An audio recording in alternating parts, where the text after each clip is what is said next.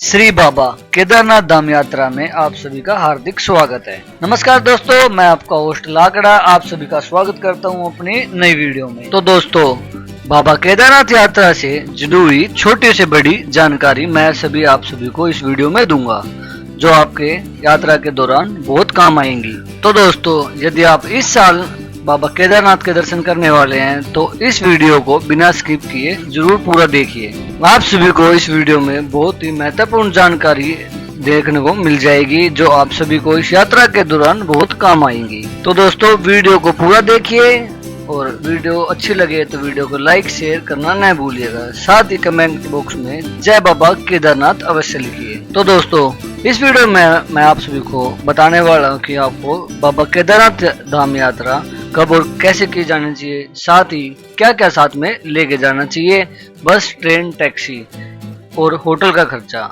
साथ ही यात्रा पंजीकरण की पूरी जानकारी, क्या क्या परेशानी आपको इस यात्रा के दौरान आ सकती है, घोड़ा खच्चर पालकी का किराया व उनकी सुविधा और यात्रा करने का सही तरीका, ये सब जानकारी मैं आप सभी को इस वीडियो में देने वाला हूँ। तो दोस्तों, चलिए चलते हैं बाबा श्री केदारनाथ धाम।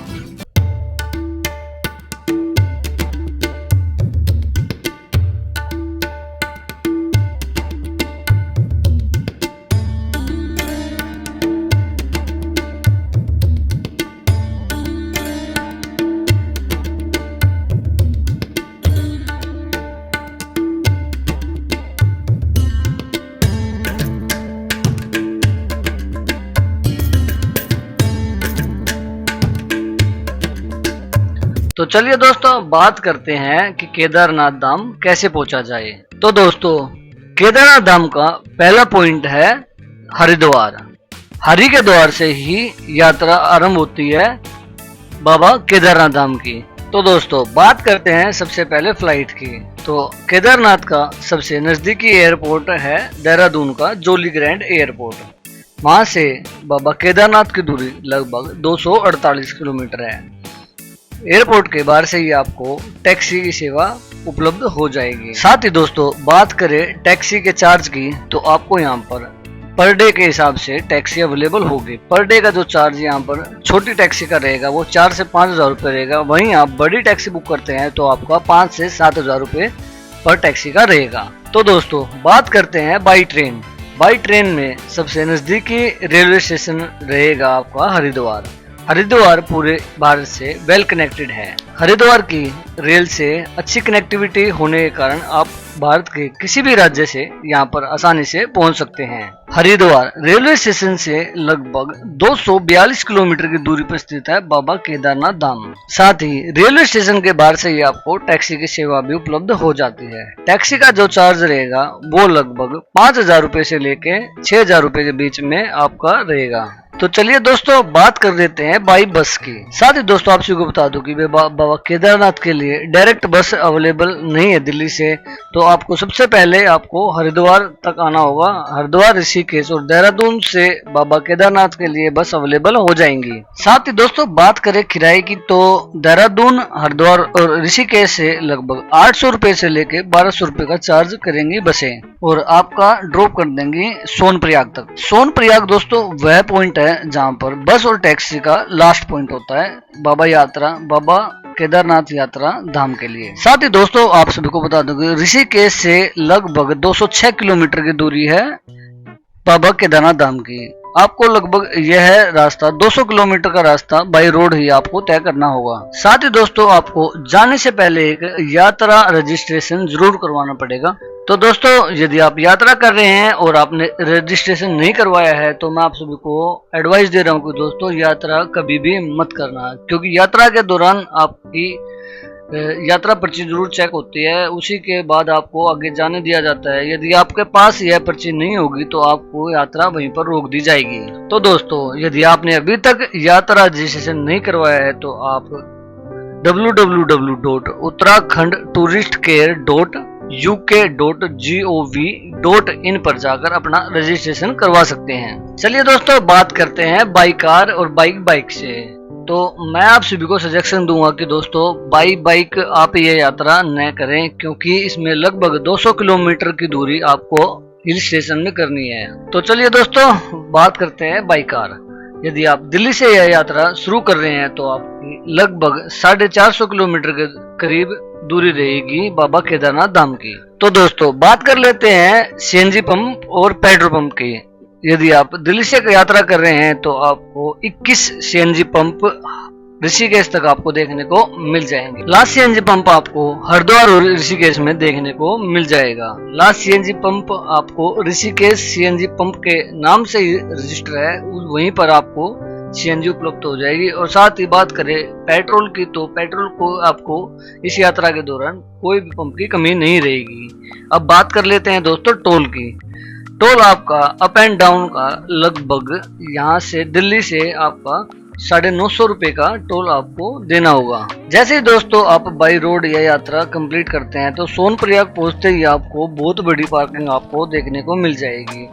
कार पार्किंग का चार्ज यहाँ पर 24 घंटे का 100 से 150 रुपए के बीच में आपको देखने को मिल जाएगा। वहीं यदि बाइक की बात करें तो दोस्तों 70 से 80 रुपए 24 घंटे का चार्ज रहेगा आपकी बाइक पार्किंग का। साथ ही दोस्तों यदि आप बस से आ रहे हैं तो उसका चार्ज लगभग 250 से लेके 350 रुपए आपका 24 घंटे का बस का पार्किंग चार्ज रहेगा। हालांकि दोस्तों आप बाइक कार या अपने व्हीकल से आ रहे हैं तो आपको रास्ते में थोड़ा बहुत ट्रैफिक का सामना भी देखने को मिल जाएगा। साथ ही दोस्तों आप यदि ऋषिकेश से जैसे ही आप ऊपर केदारनाथ की यात्रा के दौरान यात्रा करते हैं बाई रोड तो आपको काफी सुंदर रोड और नज़ारे भी आपको काफी सुंदर देखने को मिल जाते हैं। साथ ही दोस्तों यदि आपने हेलीकॉप्टर की टिकट बुक करी है तो आपको 3 हेलीपैड आपको देखने को मिल जाएंगे। पहला आपको गुप्त काशी में हेलीपैड देखने को मिलेगा, जहां से लगभग हेलीकॉप्टर की टिकट का चार्ज 7,740 रुपए रहेगा दोनों साइड का। साथ ही गुप्त काशी से लगभग 15 किलोमीटर की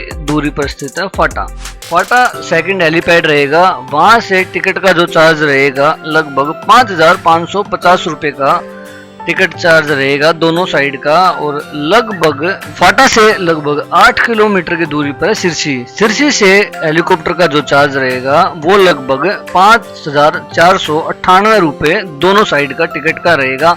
आप सभी पहले ही ऑनलाइन टिकट बुक करके आए। यहाँ पर आप ऑफलाइन टिकट बहुत ही कम चांस रहता है आपका बुक करने का। और जो ये मैंने टिकट के प्राइस बताए हैं ये यहाँ की उत्तराखंड गवर्नमेंट के द्वारा ही ये निर्धारित किए गए हैं। इससे अलग ज्यादा कोई यहाँ पर चार्ज वसूलता है तो वो आप ना दें। और यदि आप हेलीकॉप्टर की टिकट बुक करके आ रहे हैं तो आपको गुप्त काशी, फाटा और सिरसी में ही आपको स्टे करने के लिए होटल्स भी अवेलेबल हो जाएंगे। होटल्स का जो चार्ज रहेगा यहाँ पर आपका बहुत ज्यादा रहेगा, क्योंकि पर नाइट का आपको 4,000 से लेकर आपका 12,000 रुपए तक का चार्ज आपको देना पड़ सकता है। वहीं सिरसी से लगभग 4 किलोमीटर की दूरी पर है सीतापुर, वहीं आपको बहुत सारे होटल्स और कार पार्किंग भी देखने को मिल जाएगी।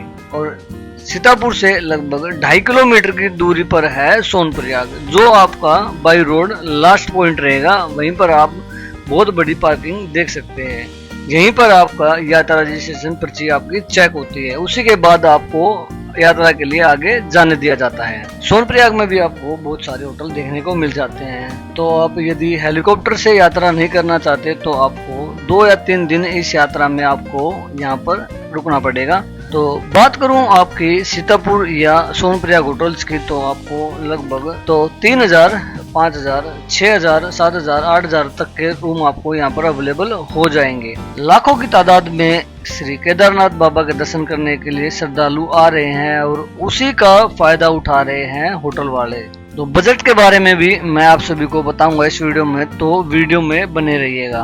तो दोस्तों साथ ही आप सभी को बता दूं कि यात्रा के स्टार्टिंग में यात्रा करने की जल्दबाजी न करें। यात्रा लगभग दीपावली तक खुली रहती है, तो आप बीच में ही कहीं अपनी यात्रा का प्लान बनाने की कोशिश करें जिससे कि ज्यादा भीड़ ना हो।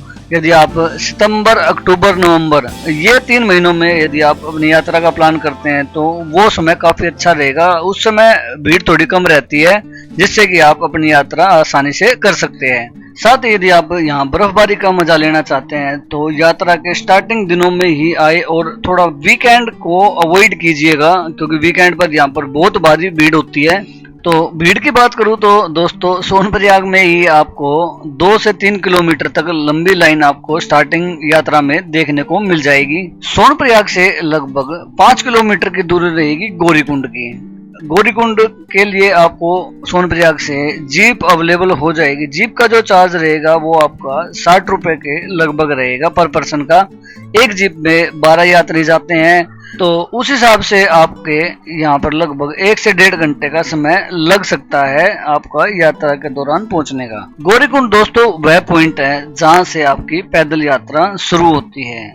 गौरीकुंड में ही आपको एक तप्त कुंड देखने को मिल जाएगा। बहुत सारे यात्री इस कुंड में स्नान करने के पश्चात माँ गौरी के मंदिर में दर्शन करने के बाद ही यह यात्रा आरंभ करते हैं। गौरीकुंड अपने आप में एक ऐतिहासिक नगरी है और तप्त कुंड के साथ में ही आपको मंदाकिनी नदी का फ्लो देखने को मिल जाएगा। गौरीकुंड से लगभग 16 किलोमीटर का ट्रैक बताया जाता है, लेकिन यह जब हम पैदल ट्रैक करते हैं तो लगभग 20 से 22 किलोमीटर हमें लगता है कि हम चल दिए हैं इस ट्रैक पर। आप यह ट्रैक पैदल भी पूरा कर सकते हैं, साथ ही आप यहाँ पर घोड़ा खच्चर या फिर पालकी के द्वारा भी आप यह ट्रैक पूरा कर सकते हैं। घोड़े का जो चार्ज रहेगा वो 2023 का 2950 रुपए गवर्नमेंट की तरफ से रखा गया है। और यदि ये दोस्तों आप पैदल नहीं चल सकते तो ही आप इस घोड़े का प्रयोग करें। तो दोस्तों यदि आप सीनियर सिटीजन हैं तो आपको यहाँ पर पालकी की सुविधा भी देखने को मिल जाएगी। पार्किंग का चार्ज यहाँ पर वेट के हिसाब से है। यदि आपका वेट 48 से लेकर 75 kg का है तो आपको 5 से 6 हजार रुपये पालकी के आपको पे करने होंगे। यदि आपका 75 से लेकर 95 के बीच में आपका वेट है तो आपको 8 से 9 हजार रुपये तक के आपको पे करने होंगे।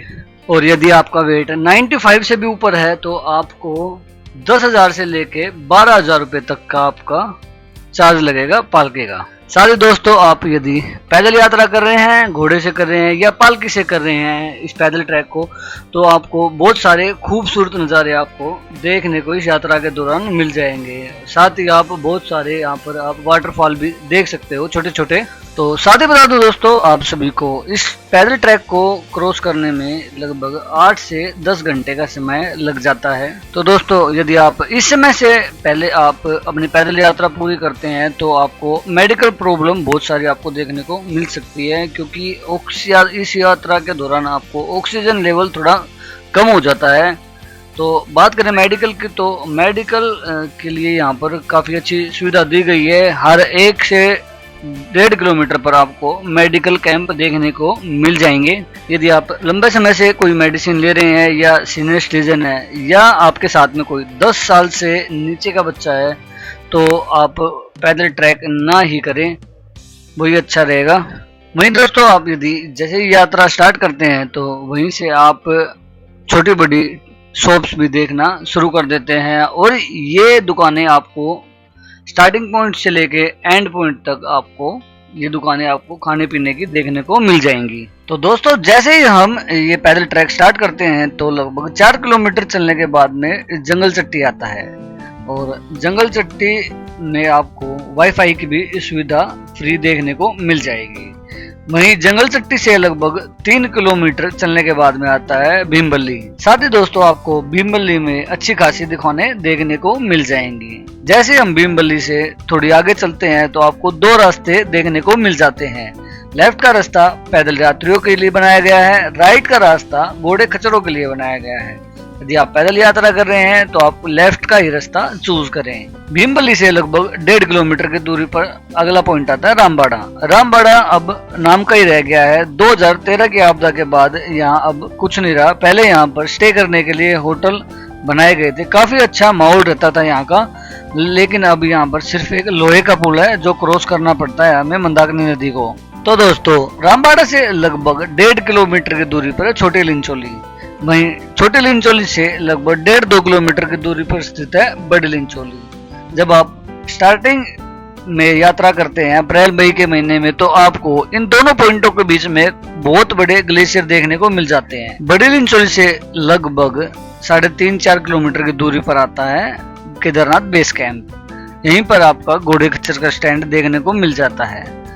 साथ ही वहीं बेस कैंप से लगभग 1.5 किलोमीटर की दूरी पर है बाबा केदारनाथ मंदिर। और यहीं पर बेस कैंप में आपको GMVM के बहुत सारे कैंप देखने को मिल जाएंगे। इन बेस कैंपों में भी यात्रियों की भीड़ के ऊपर डिपेंड होता है कि यात्री कितनी भारी मात्रा में आ रहे हैं, उसी हिसाब से यहाँ के रेट तय होते हैं। रेट लगभग 300 रुपए से लेके और 1200 रुपए तक पर पर्सन पर नाइट का हो जाता है। चलिए दोस्तों, जब बात रुकने की ही कर रहे हैं तो बाबा केदारनाथ धाम में प्राइवेट होटल्स भी आपको देखने को मिल जाएंगे, जिसका चार्जेबल लगभग 4000 रुपए से स्टार्टिंग होकर और 10-12 हजार रुपए तक का चार्जिंग रहता है। साथ ही आपको यहाँ पर डोरमेट्री रूम भी अवेलेबल हो जाएंगे। इनकी बुकिंग पहले ही करानी पड़ती है ऑनलाइन, लगभग 2-2.5 महीने पहले ही आप यहाँ पर बुक कराकर यहाँ डोरमेट्री में रुक सकते हैं। डोरमेट्री का चार्ज लगभग 750 रुपए से 1000 रुपए तक का आपको रूम देखने को मिल जाएगा। बेस कैंप से लगभग 1 किलोमीटर की दूरी पर आपको हेलीपैड पॉइंट भी देखने को मिल जाता है। इसी के आसपास में आपको HDFC का ATM भी देखने को मिल जाएगा और यहीं आसपास में आपको बहुत सारे सार्वजनिक शौचालय भी इस रास्ते में देखने को मिल जाते हैं। साथ ही दोस्तों, अब आप सभी को बता दें कि आप ट्रैकिंग के दौरान अपने साथ में क्या क्या रखें। देखो, आप साथ में रेनकोट जरूर रखें, एक छतरी जरूर रखें और ट्रैकिंग शूज अच्छे होने चाहिए, एक पानी की बोतल भी अवश्य होनी चाहिए। साथ ही में गर्म कपड़े जरूर रखें अपने साथ में, एक मेडिसिन किट भी साथ में रखें जिसमें छोटी मोटी दवाइयाँ अवश्य हो आपके साथ में, और हल्का फुल्का स्नैक्स के तौर पर आपके पास में खाने पीने के लिए जरूर होना चाहिए।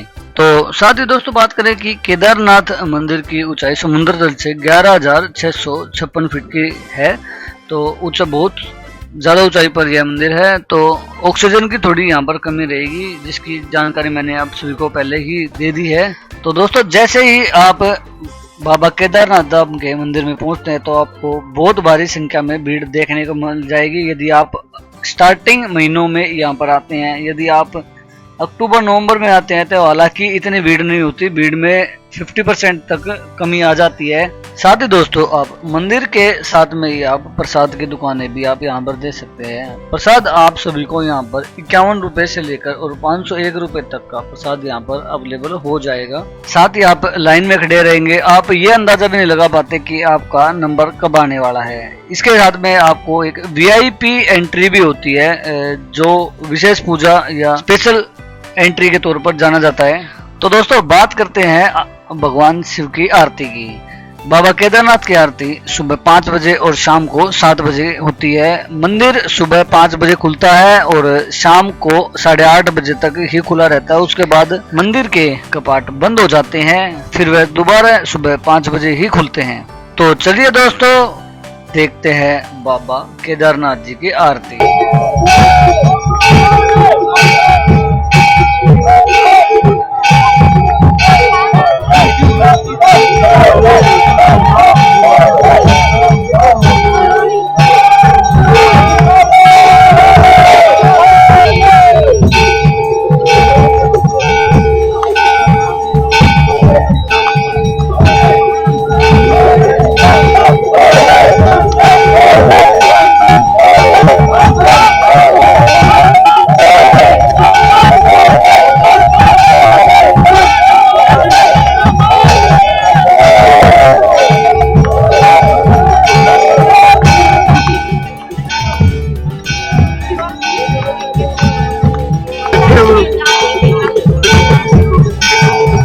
हम बोले